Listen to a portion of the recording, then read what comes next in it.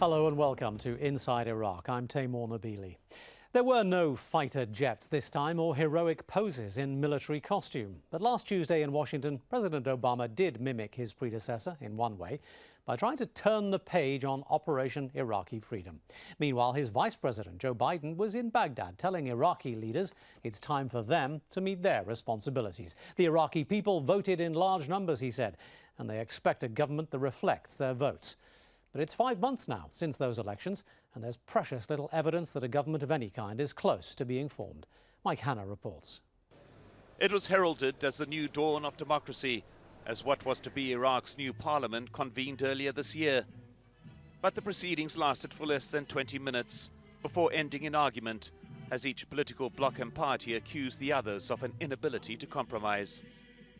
The majority of those elected by the Iraqi people live in the highly protected international zone, the Green Zone that was once the refuge of the American civilian administrators. Unlike the voters, the politicians are largely protected from the widespread violence that has marked months of a country without government. And in the eyes of the US military that had handed over security control, the root cause of ongoing violence had more to do with the inability to form a government than the failure of security forces on the ground. So the best thing that can be done right now for the population and their thoughts is to get a government in place that the people can say, we now have somebody in charge of the government, we have consensus among all the parties, and we can move forward. An electoral process that emerged from years of US occupation and civil war was never going to be easy to complete.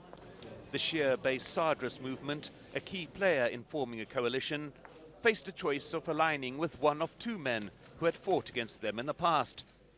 It was part of an initial agreement between the State of Law bloc and the INA in forming the National Alliance, which was just a few seats short of a parliamentary majority that would have allowed it to form a government.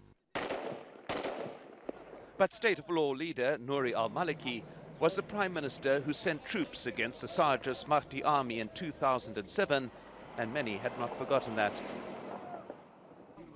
The Sadrist leader, Muqtada al-Sadr, then opened talks with the Iraqi movement, which had gained the most votes in the election and enjoyed the support of many Sunnis who had boycotted elections in the past.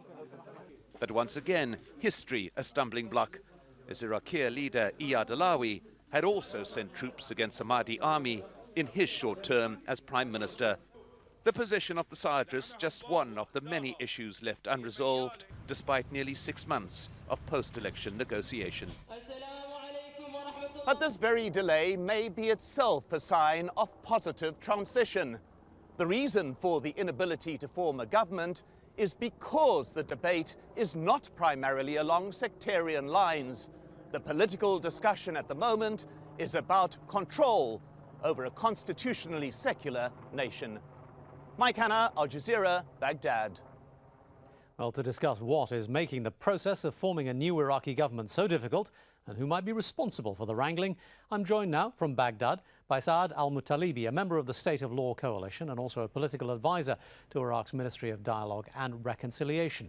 In London, Sami Ramadani is a professor of applied social sciences at London's Metropolitan University. And in Amman, Mustafa al-Hiti is a former member of Iraq's parliament and a member of the Iraqi National Alliance. Gentlemen, welcome to the programme and thank you for joining us today. If I may begin in London with Sami Ramadani, I suppose you are the most distant from the process in a number of ways. So let me try and get just a broad baseline from you on what's going on. President Obama said that we have met our responsibilities in Iraq. Is he right in doing that, particularly given that there is no government and the process of democracy that America spent so much time trying to fulfill appears to have yielded nothing? Absolutely, and one could also add to your list the fact that Iraq is in a total mess. The population's daily lives have been reduced to a level which is equal to the worst in the world, including Somalia and the like. The daily lives of the people, whether it's to do with health, electricity, the essential services, unemployment, the condition of women, not to mention the security situation, the death of over 1 million Iraqis, the situation in terms of the country is in ruins. So I don't know what Mr. Obama or President Obama is talking about when he says fulfilling responsibilities. Saad al-Muttalibi in Baghdad was laughing as you said that. This is not a country that you recognize from those terms, apparently? Well, I thought this was a serious political program. Not a comedian stand-up program, because really what I'm hearing has nothing to relate to.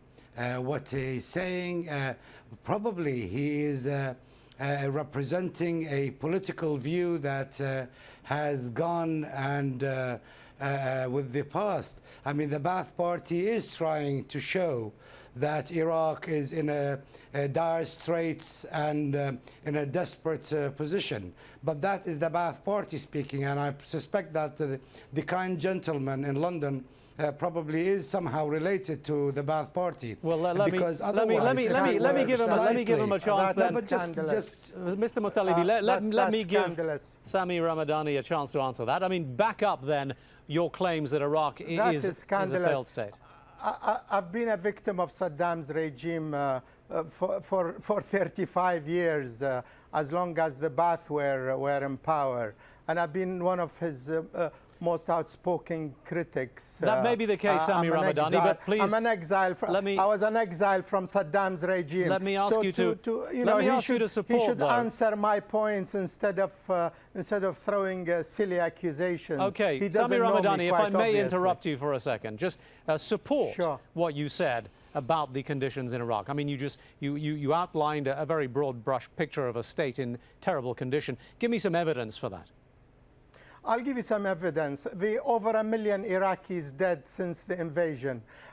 In 2006, July 2006, a medical team from the United States, Johns Hopkins University, established beyond reasonable doubt with scientific statistical methods and interviews on the ground in Iraq that 650,000 people died since the invasion, because of the war. If you extrapolate that, we are well over 1 million now. So, I don't just throw accusations. Unemployment figures, well over 50% of the labor force is unemployed. The educational system is in tatters. The health service is in tatters. I don't just throw accusations. All right, let me stop you there. I know what the Iraqi Let me stop you there and bring in Mustafa through. Al-Hiti for a perspective on this. Mr.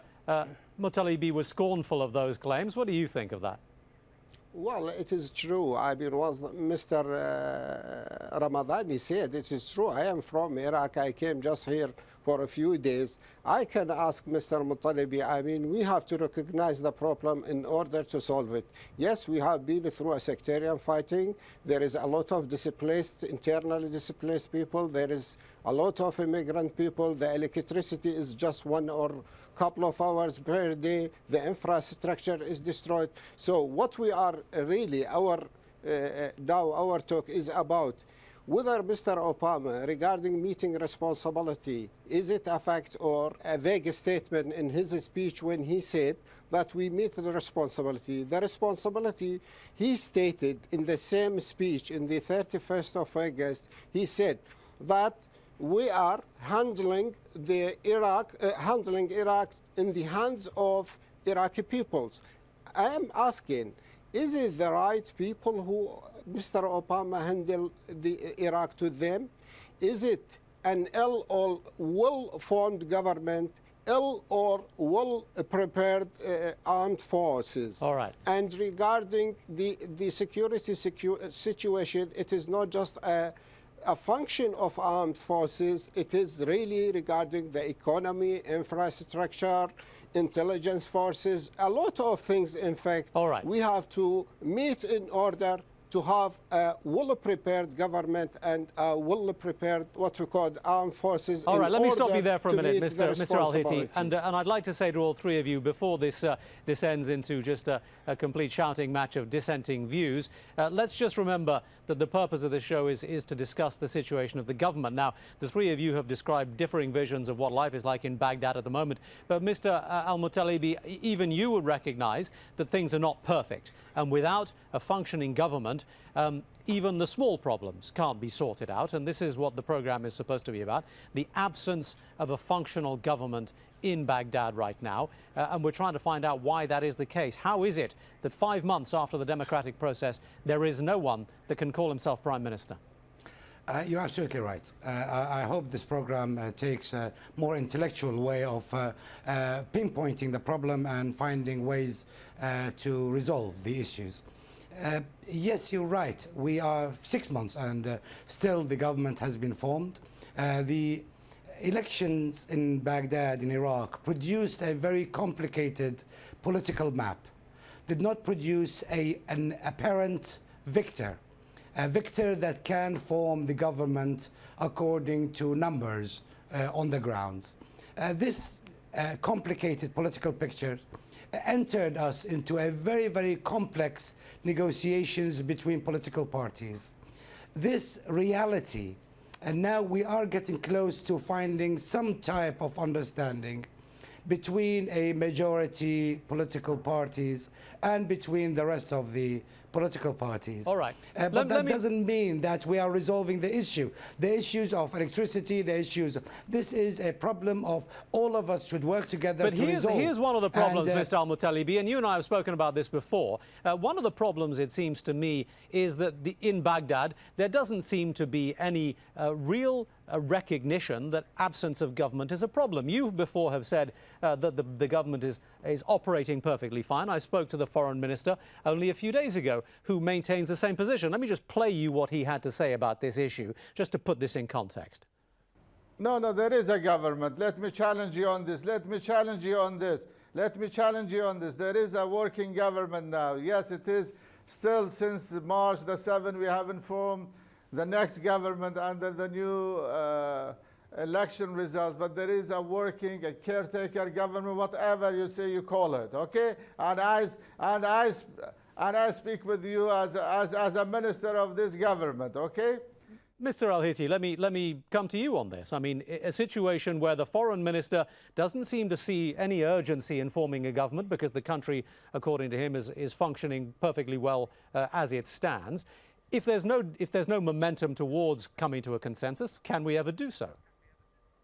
Well, I don't think that any person in Iraq and all the people of Iraq, they knew that the government is not functioning well because a lot of things. It is not just the side of the government itself, but because there is no parliament at all and there is no motives really within the people of Iraq and within the people who are working in the government.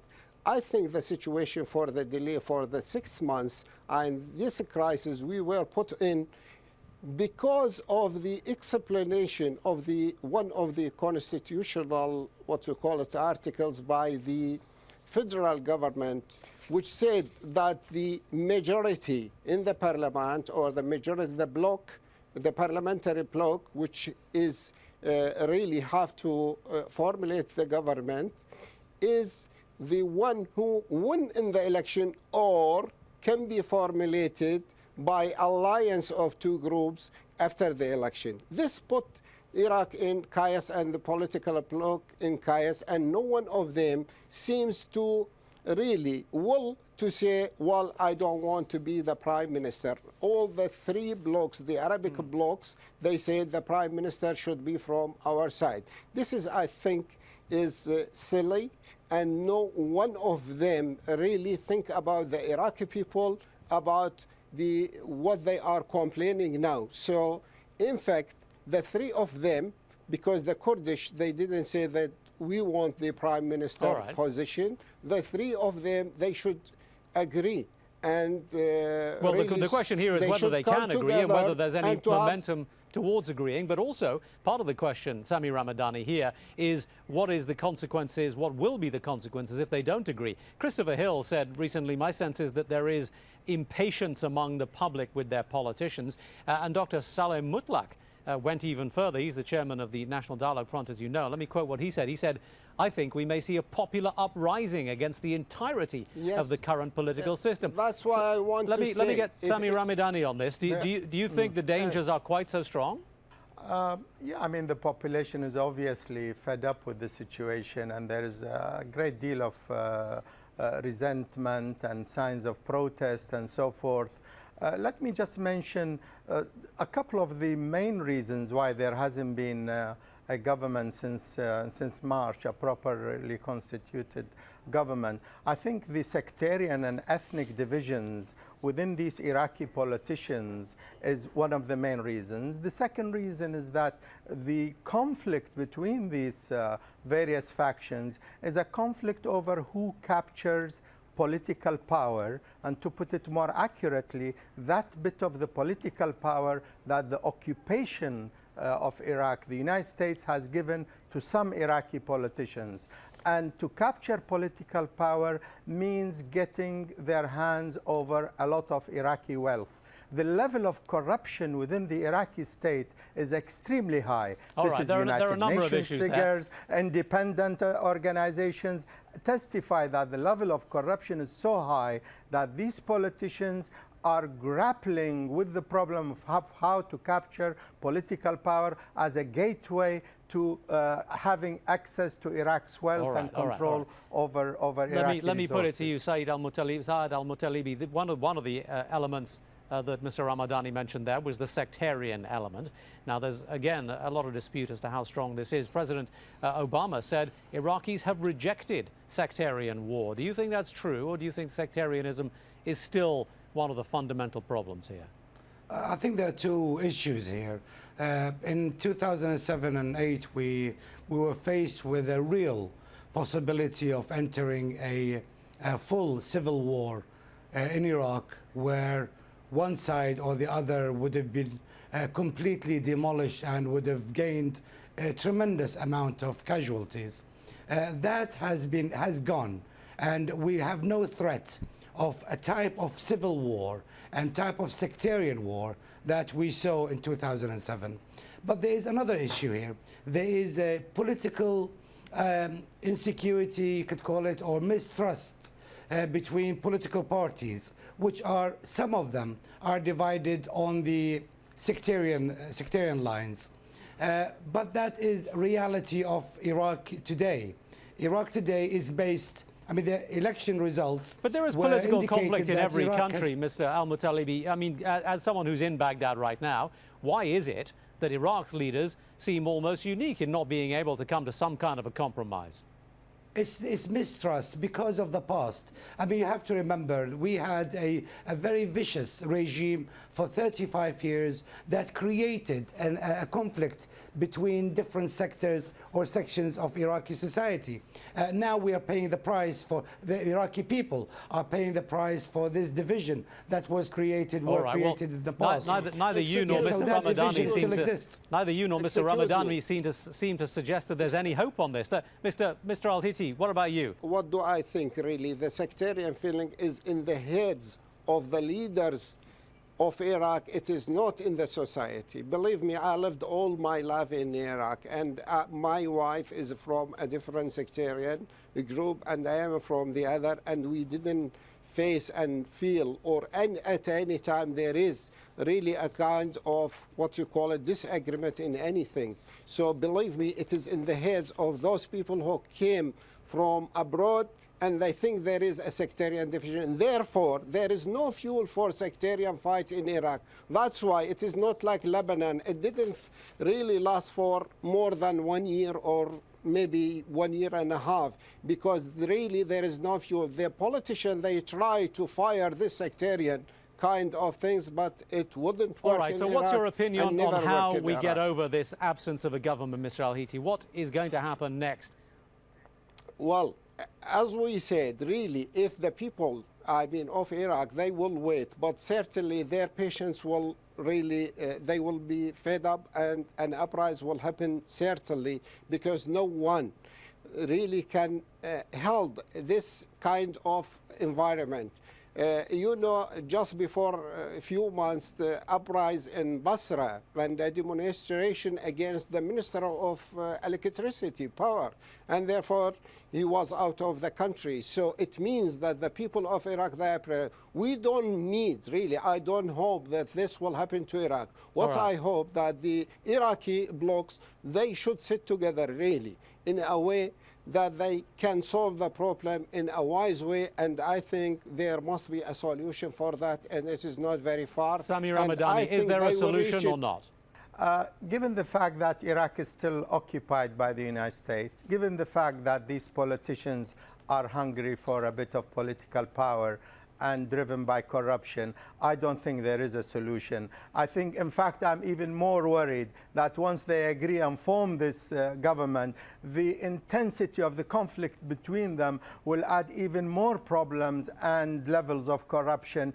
and maybe even military conflicts between the various blocs. The sectarianism I mentioned, by the way, is not deep in Iraqi society. It's more amongst the Iraqi politicians that the United States has been relying on. We are running out of time now. I need to give one final word to Mr. Saad in Baghdad. The problem is clear. There's, as you have said, the conflict and the mistrust amongst the parties is evident even from this program. But the question still remains, is there any point in having elections if there isn't a government? How are you going to form a government in Baghdad? You know, I'm serious now when I say that we are very, very close into finding a solution that will make everybody happy. We are getting together. The State of Law and the INA in the new alliance, National Alliance, is moving ahead. 1 day or 2 days before Eid al-Fitr. Well, if we're that close, who's going to be Prime Minister then?